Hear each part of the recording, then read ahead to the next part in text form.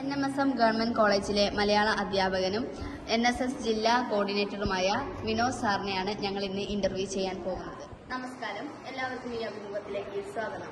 ഇന്ന് നമ്മുടെ കൂടെ സംവദിക്കാനുള്ളത് മലയാള ഡിപ്പാർട്ട്മെന്റിലെ അധ്യാപകനായ വിനോദ് സാറാണ്. സാർ, സ്വാഗതം. സാർ, അപ്പം മലയാള ഭാഷയോടും സാഹിത്യത്തോടുള്ള സാറിന്റെ താല്പര്യം എങ്ങനെയാണ് ആരംഭിച്ചത്? ഞാനേ ഫസ്റ്റ് സയൻസ് കഴിഞ്ഞ ഒരാളായിരുന്നു. അപ്പം ഞാൻ ആദ്യകാലത്ത് മാത്സ് പഠിക്കാനായിരുന്നു ശ്രമിച്ചത്. പക്ഷെ മാത്സ് പഠിക്കാൻ പോയപ്പം ഞാൻ പഠിക്കുന്ന കോളേജിലെ മലയാളം ക്ലാസ്സുകളൊക്കെ കേൾക്കാമായിരുന്നു. നല്ല രസമായിരുന്നു. ഒരു പ്രാവശ്യം വെറുതെ ഒരു മലയാളം ക്ലാസ് കയറി ഇരുന്നതാണ്. ഇരുന്ന് കഴിഞ്ഞപ്പം സാറിനോട് ചോദിച്ചു, നീ എന്താ എവിടെയാണ്? മാത്സിൻ്റെ ക്ലാസ്സില്ലേ? അപ്പം ഞാൻ പറഞ്ഞു, സാറേ എനിക്ക് ഇഷ്ടം തോന്നിയതുകൊണ്ട് കയറി ഇരുന്നതെന്ന് പറഞ്ഞു. ആ സാറിൻ്റെ പേര് സെബാസ്റ്റ്യൻ എന്നാണ്. അപ്പോൾ ആ സാറ് എന്നോട് പറഞ്ഞു, അങ്ങനെയാണെങ്കിൽ പിന്നെ ഇഷ്ടമുണ്ടെങ്കിൽ മലയാളം പഠിച്ചാൽ പോലെ എന്തിനാണ് ഈ മാത്സ് പഠിക്കുന്നതെന്ന് ചോദിച്ചു. ഞാൻ ചോദിച്ചു, അതിന് മാറ്റാനൊക്കെ പറ്റുമെന്ന് ചോദിച്ചു. നമ്മൾ അന്നൊക്കെ ഡയറക്റ്റ് നമ്മൾ അഡ്മിഷന് ചെയ്യുകയാണ്. ആപ്ലിക്കേഷൻ കൊടുത്തിട്ട് നമുക്ക് കിട്ടുന്നതിനനുസരിച്ച് ചെന്ന് മാറ്റാം, വിഷയങ്ങളൊക്കെ മാറ്റാം. അങ്ങനെ ഞാൻ ചെന്ന് കഴിഞ്ഞപ്പം മലയാളത്തിലേക്ക് മാറിക്കോട്ടെ എന്ന് പ്രിൻസിപ്പളോട് ചോദിച്ചു. പ്രിൻസിപ്പൽ ഒരു അഡ്മിഷൻ്റെ ഒരു പേപ്പറൊക്കെ സെറ്റ് ചെയ്ത് തന്ന് അങ്ങനെ ഞാൻ മലയാളത്തിലേക്ക് മാറി. പിന്നെ എൻ്റെ സ്കൂൾ ലൈഫിൽ തന്നെ എനിക്ക് മലയാളം ഭാഷയോടും സാഹിത്യത്തോടും ഒക്കെയുള്ള ഏറ്റവും ഒരു ഇഷ്ടമുണ്ടായിരുന്നു. കാരണം കവിതകൾ ചൊല്ലുമായിരുന്നു. അപ്പം ടീച്ചേഴ്സ് എന്നെ ക്ലാസ്സിൽ ഏത് ടെക്സ്റ്റ് ഏത് കവിത എടുത്താലും എന്നെക്കൊണ്ട് ചൊല്ലിക്കുമായിരുന്നു. അപ്പോൾ എനിക്ക് മലയാളം ടീച്ചറോട് മലയാളം ഭാഷയോടൊക്കെ ഒരു ഇഷ്ടമുണ്ടായിരുന്നു. ആ ഇഷ്ടമാണ് ഇതിലേക്ക് വരാനുള്ള കാരണം. അപ്പോൾ സാറിന്റെ ഏറ്റവും സാറിന് ഇഷ്ടപ്പെട്ട ഒരു എഴുത്തുകാരൻ, അത് എന്തുകൊണ്ട്? എനിക്ക് ശരിക്കും പറഞ്ഞാൽ ആദ്യകാലങ്ങളിലൊക്കെ കവിതകളോട് തന്നെയാണ് താല്പര്യം. കാരണം പാടാൻ ഇഷ്ടമുള്ളതുകൊണ്ട് കവിതകളാണ് എടുത്തത്. പിന്നീടാണ് എനിക്ക് മനസ്സിലായത് കവിതകൾക്കപ്പുറം ജീവിതത്തെ സമഗ്രമായി ആവിഷ്കരിക്കാൻ പറ്റുന്ന നോവലുകളും കഥകളും ഒക്കെ ധാരാളമായിട്ട് പിന്നീട് വായിക്കാൻ തുടങ്ങി. അപ്പോൾ ഞാൻ അങ്ങനെ വായിച്ചു പോയപ്പോൾ എനിക്ക് ഏറ്റവും ഇഷ്ടം തോന്നിയിട്ടുള്ള ഒരു എഴുത്തുകാരൻ MT വാസുദേവനായിരുന്നു. MTയുടെ ഒരു എഴുത്തിൻ്റെ പ്രത്യേകത എന്ന് പറഞ്ഞാൽ അദ്ദേഹം കണ്ടെടുക്കുന്ന ചില ആശയങ്ങളും വിഷയങ്ങളും ഒക്കെ ഉണ്ട്. അതൊക്കെ എന്നെ വല്ലാതെ ആകർഷിച്ചിട്ടുണ്ട്. അദ്ദേഹത്തിൻ്റെ എഴുത്തിൻ്റെ ഒരു സൗന്ദര്യം. പക്ഷേ എല്ലാത്തിനെയൊന്നും ഉൾക്കൊള്ളാനൊന്നും പറ്റിയിട്ടില്ല. ചിലതിനോടൊക്കെ നമുക്ക് പ്രതിഷേധമുണ്ട്.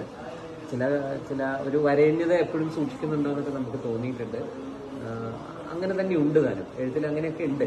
പക്ഷെ ആ എഴുത്തിൻ്റെ അത്രയും ഒരു സൗന്ദര്യം ഉണ്ടല്ലോ, ഒരു ഒഴുക്കുണ്ട്.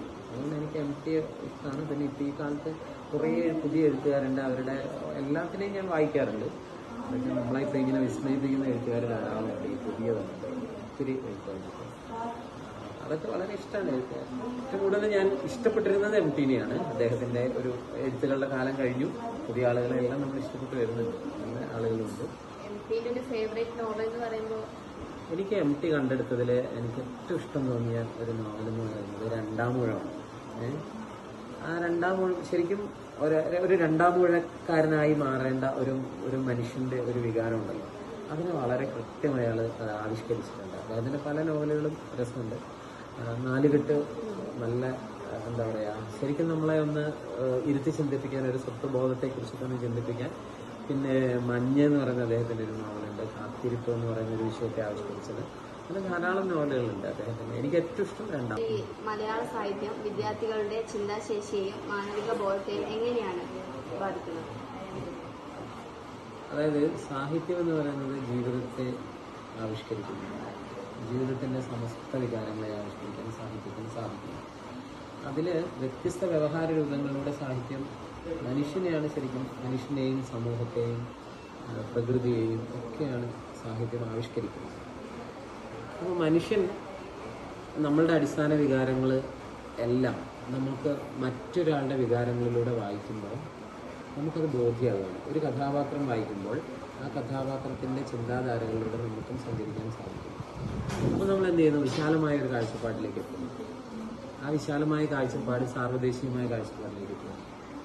അങ്ങനെ ഒരു പ്രാദേശികമായും ദേശീയമായും സാർവദേശീയമായും ഒക്കെ നമുക്ക് ഈ എന്താ പറയുക, ഒരു മാനവിക ബോധ്യം നമുക്കുണ്ടാകും. മനുഷ്യൻ എന്ന് പറയുന്നതിനാണ് ഏറ്റവും പ്രാധാന്യം, ഏറ്റവും ഇമ്പോർട്ടൻറ്റ് മനുഷ്യനാണ് എന്ന് മനസ്സിലാക്കുക.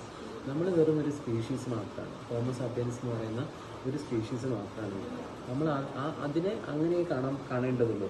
അതിന് മതത്തിൻ്റെയോ ജാതിയുടെയോ വർണ്ണത്തിൻ്റെയോ വർഗത്തിൻ്റെയോ ഒന്നും പേരിൽ നമ്മൾ വേർതിരിച്ച് നിർത്തേണ്ടതില്ല. സാഹിത്യം ഇതെല്ലാം ചർച്ച ചെയ്തു പോകുന്നതാണ്. അതാണ് സാഹിത്യത്തിൻ്റെ പ്രത്യേകത. അപ്പോൾ ഒരു സാഹിത്യത്തെ അറിയുന്ന, വായിക്കുന്ന ഏത് കൃതി, ഏത് തരത്തിലുള്ള കൃതിയും ഏത് നിലവാരമുള്ള കൃതിയും വായിക്കുന്ന ഒരാളിൽ ഒരു മാനവിക ബോധം, ഒരു അംശം എപ്പോഴും ഉൾപ്പെടുന്നുണ്ട്. ഇതാണ് സാഹിത്യം എത്രമാത്രം നമ്മളെ സ്വാധീനിക്കുന്നു എന്ന ചോദ്യത്തിനുള്ള ഒരു ഏറ്റവും വലിയ മറുപടി. ഒരു കലാപരമായ കഴിവുള്ള ആളാണെന്ന് കേട്ടിട്ടുണ്ട്. അപ്പോൾ എന്താണ് കലാപരമായ കഴിവ് ഉള്ള ആളാണെന്ന് കേട്ടിട്ടുണ്ടെങ്കിൽ അതിനൊരു വാസ്തവമുണ്ട്. ഞാൻ എൻ്റെ വിദ്യാഭ്യാസ കാലത്ത് അവിചാരിതമായിട്ട് ഒരു സാഹചര്യത്തിൽ സ്കൂളിൽ നിന്നും കലോത്സവത്തിന് മത്സരങ്ങൾ കൊണ്ടുപോകണം. അന്ന് കവിത ചൊല്ലും, പാട്ടുപാടും, ഇതൊക്കെ. ആ സമയത്ത് ഇവരെന്നോട് ചോദിച്ചു, കഥകളി എന്ന് പറയുന്ന കലാരൂപത്തിലൊരു ചെറിയൊരു വേഷമുണ്ട്, അതിനൊന്ന് നിൽക്കാവോ എന്ന് ചോദിച്ചു. കാരണം നമ്മളെല്ലാ ദിവസവും പ്രാക്ടീസിന് ചെയ്യുന്നുണ്ടല്ലോ. അപ്പോൾ ഞാൻ പറഞ്ഞു നിൽക്കാമെന്ന് പറഞ്ഞു. അങ്ങനെ അത് നിന്നു. എൻ്റെ ഒരു കഥകളിയുടെ ഒരു സ്വഭാവം കണ്ട് കഥകളി ആശാനോട് സംസാരിച്ച് ഞാൻ അങ്ങനെ നീണ്ട 12 വർഷം കഥകളി പഠിച്ചിട്ടുണ്ട്. കഥകളി അരങ്ങേറിയിട്ടുണ്ട്. പിന്നെ കഥകളി ഇപ്പോൾ തുടരുന്നുണ്ടോ എന്ന് ചോദിച്ചാൽ ഇപ്പം ഞാൻ ഒരു കഥകളിക്ക് പകരം ഒരു കേരള നടനം പഠിക്കാൻ ആഗ്രഹിക്കുന്നുണ്ട്. അത് ഞാൻ പഠിക്കുന്നത് എൻ്റെ ഒരു ശിഷ്യനിൽ നിന്നാണ്. കാണാൻ പറ്റും. തീർച്ചയായും ഈ കോളേജിൽ ഞാൻ അത് പെർഫോം ചെയ്തിട്ട് ഈ കോളേജിലെ ഒരു കുട്ടിയിൽ നിന്നാണ് ഞാനത് പഠിക്കുന്നത്. അതായത് ഇപ്പോൾ നമ്മുടെ ഫൈൻ ആർട്സ് സെക്രട്ടറിയായ നിവേദ് ഷാജിയിൽ നിന്നും അത് പഠിക്കണമെന്ന് ഞാൻ ആഗ്രഹിക്കുന്നുണ്ട്. അവനോട് ഞാൻ എനിക്ക് നിന്റെ ശിഷ്യത്വം വേണമെന്ന് ആവശ്യപ്പെട്ടു. തീർച്ചയായും വരാമാണ്. നമുക്കത് കാണാൻ പറ്റും. മറ്റൊരു കലാരൂപം ആസ്വദിക്കുന്ന പോലെ നമുക്ക് കഥകളി പലപ്പോഴും പറ്റിയിട്ടില്ല. അതെന്തുകൊണ്ടാണ്? അതായത് കഥകളി ഒരു ക്ഷേത്ര കലാരൂപമായിരുന്നു. കഥകളിയിൽ ശരിക്കും കഥകളി പലതരത്തിലുള്ള അഭിനയ സമ്പ്രദായങ്ങളിലൂടെയാണ് കഥകളി മുന്നോട്ട് വരുന്നത്. അതിനുപയോഗിക്കുന്ന കഥകളി പദങ്ങൾ എന്ന് പറയുന്നത് പൂർണ്ണമായും സംസ്കൃതമാണ്. പിന്നെ ഇതൊരിക്കലും ഒരു സാധാരണക്കാരന് പ്രാപ്യമായിരുന്നില്ല. അത് നമ്മളുടെ പഴയകാല ജാതി വ്യവസ്ഥയ്ക്കുള്ളിൽ നിന്നുകൊണ്ട് ഇതൊരു ക്ഷേത്രകലയായി വരേണ്യന് മാത്രം പഠിക്കാൻ പറ്റുന്ന ഒരു കലയായി ഒന്നാണ്.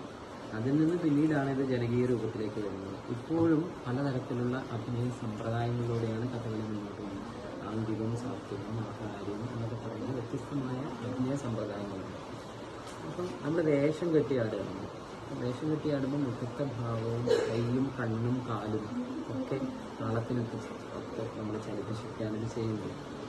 അതുകൊണ്ട് തന്നെ സംസ്കൃതമായതുകൊണ്ട് തന്നെ ഭാഷയുടെ സ്വഭാവം അതായതുകൊണ്ട് തന്നെ നമുക്കത് മനസ്സിലാവാൻ കുറച്ച് പ്രയാസമുണ്ട്.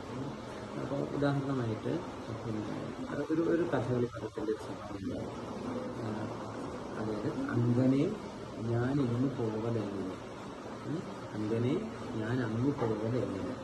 അങ്കനെ എന്ന പദത്തിൻ്റെ അർത്ഥം അറിയണം.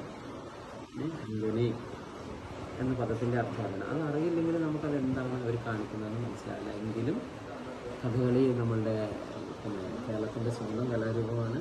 യുനെസ്കോയുടെ പൈതൃക പട്ടികയിലുള്ളതാണ്.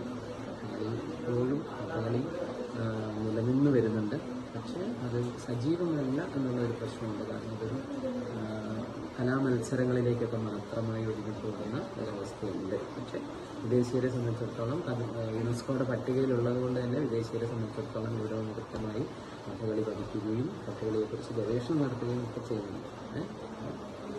ആ രൂപത്തിലാണ് ഒരു കഥകളിയുടെ ഇപ്പോഴത്തെ ഒരു നില എന്ന് പറയുന്നത്. അതുകൊണ്ടായിരിക്കാം ഒരുപക്ഷെ മനസ്സിലാവത്തില്ല. നമ്മൾ എല്ലാ മുദ്രകളൊന്നും നമ്മൾ പഠിച്ചിട്ടില്ലല്ലോ. അപ്പോൾ മുദ്രകളുടെ അടിസ്ഥാനത്തിലാണ്. അപ്പോൾ ആ മുദ്രകളൊന്നും നമുക്ക് പരിചിതമല്ലാത്തതുകൊണ്ട് തന്നെ ഇവർ കാണിക്കുന്ന മുദ്ര എന്തിൻ്റെ അടിസ്ഥാനത്തിലാണ് നമുക്ക് മനസ്സിലാവുന്നത്. അത് കഥകളി മുദ്രകളെക്കുറിച്ച് അറിയുന്ന ഒരാളെ സംബന്ധിച്ചിടത്തോളം അത് ആസ്വദിക്കാൻ വളരെ എളുപ്പമാണ്. അതാണ് മറ്റ് കലാരൂപങ്ങൾ എന്ന പോലെ നമുക്കിത് ആസ്വദിക്കാൻ പറ്റാവുന്നത്. ഇത് വളരെ കൃത്യമായ അടുക്കും ചിട്ടയുമുള്ള ഒരു നിയമവ്യവസ്ഥിതിക്കുള്ളിൽ നിൽക്കുന്ന സാധനം. അതാണ് എൻ്റെ പ്രത്യേകത. ഓക്കെ,